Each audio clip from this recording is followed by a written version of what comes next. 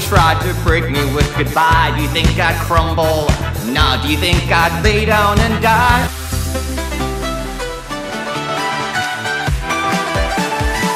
Hello, we're joined by Melodifestivalen debutante Barbi Escobar. Hi! And she's entering the contest this year for the first time with the song Stark. Yes, or strong. Strong in English. Strong in English, yes. But before we get into the song and your performance, let's take it all the way back to Barbie and how you became involved in the music industry. All right, well, sure. Originally you're born in Chile. I am.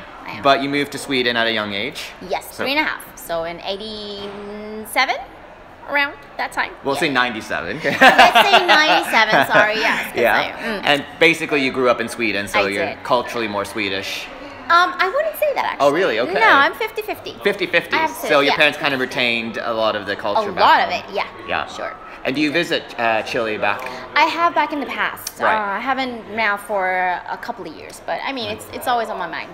All right. I'm gonna get there. Well, it's always good to have all these different cultural backgrounds because it gives you more inspiration. Yes. Because you got into music and you were more in the behind-the-scenes role before. I was. I mean, not voluntarily, right. but I was. And I've been doing music since I was 15, like professionally.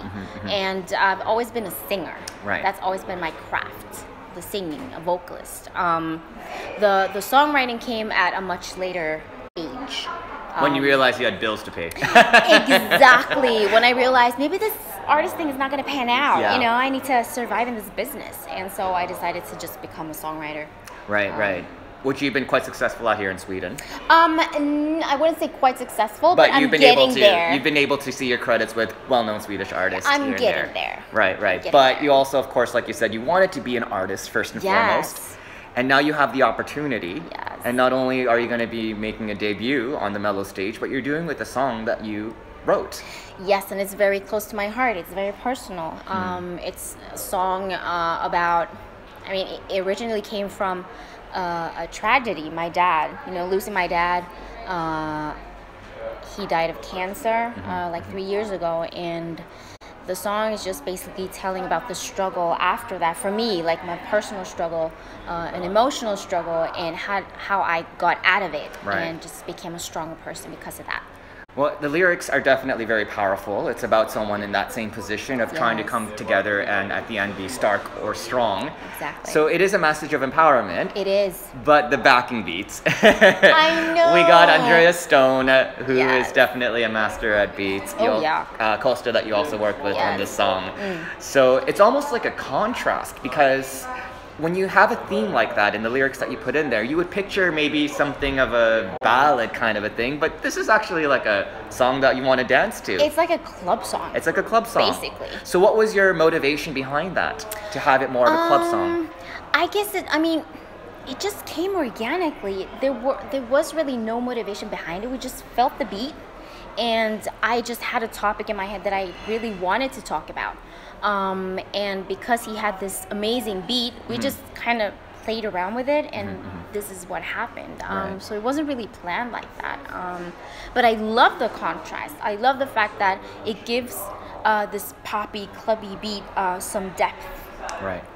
Because usually when you have very upbeat songs and things like that, the lyrics are kind of, well, it's more about the beats than the actual lyrics. It's about, the sun is out there, and the sun is bright, and the sun is yellow, and the sun is warm, and the sun is shining.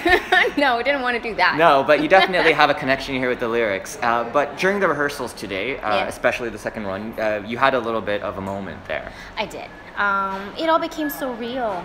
I just realized, from all the pressure of this week and just realizing what I was singing and to whom I was singing this to, I just became a little bit overwhelmed. And I felt like if I don't let it out now, I might just do it on live on Saturday, and I don't want that. I just, let me just get this out. You're on the big stage on one of the biggest shows in Sweden. You have a beautifully written song. Yes. In memory of your father. Exactly. And I want to do it justice and just, do a great job. And I just felt like, let's just let this thing out right now, get it over with, and, come back and just, get it right. Right. Now, the staging was done by the same person who did Euphoria. I know. Oh my So God. how did this come about? Were you seeking, because obviously it is a very dance type song where you have very strong visuals in your mind.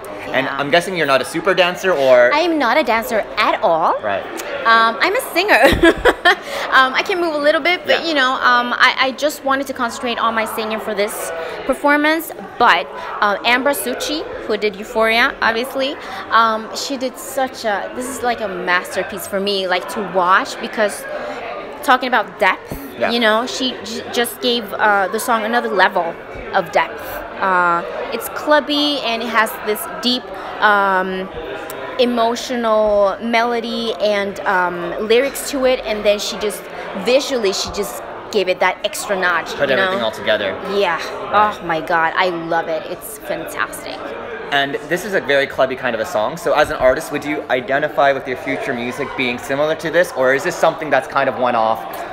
What kind of music would we expect from an EP that you would release in a few months? My music would be a bit more mid-tempo, but because this was kind of an experiment. Right.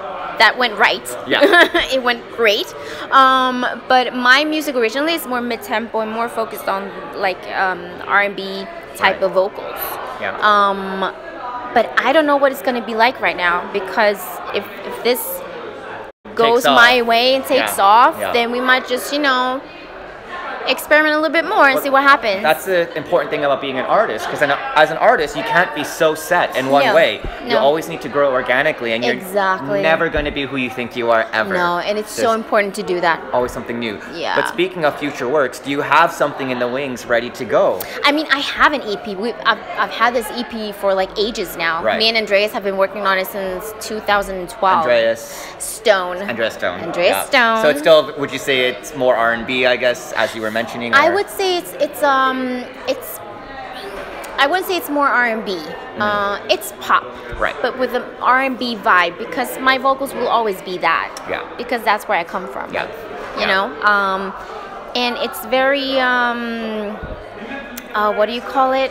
Floaty, and there's like this big universe around it, and I can't explain it. It's you have to hear it for yourself. So when can we expect to hear it then? I don't know. Oh no. I don't know. What is it hinging on? Is it hinging on a lot of different factors that are out of your hands? It is. Or? Yeah. It is. It totally is. Yeah. Because I mean, because I'm doing mellow right now, and I don't know what's gonna happen.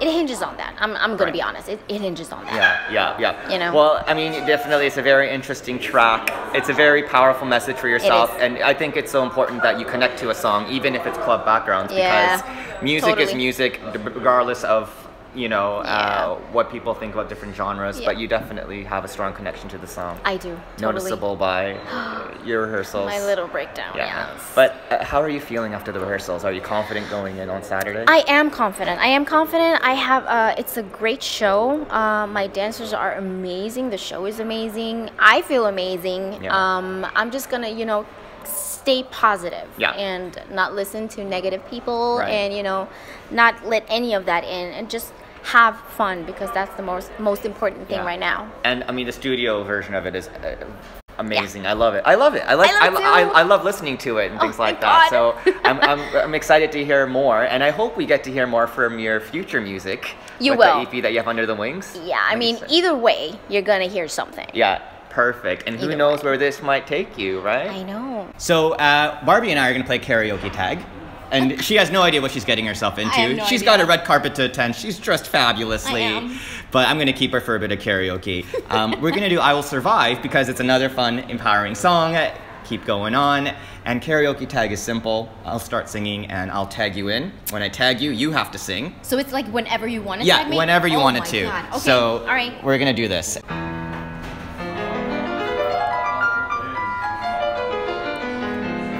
At first I was afraid, I was petrified. Keep thinking I could never live without you by my side. But then I spent so many nights thinking how you did me wrong. But I grew strong, and I learned how to get. And so you're back from outer space. I just walked in to find you here with that sad look upon your face. I should have changed that stupid lock. I should have made you leave your keys. If I hadn't known for just 1 second you'd be back to bother me. Go on now, go. Walk out the door. Just turn around now, 'cause you're not welcome anymore. one who tried to break me with goodbye. Do you think I'd crumble? Nah, do you think I'd lay down and die? Oh no, not I. I will survive. Oh, as long as I know how to love, I know I'll stay alive. I've got all my life to, and I got all my love to give. I'll survive. I will survive. Hey, hey. Barbie Escobar, you will survive. You are strong. I am. Stark.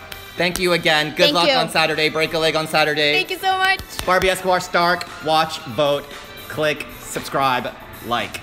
Bye. Bye.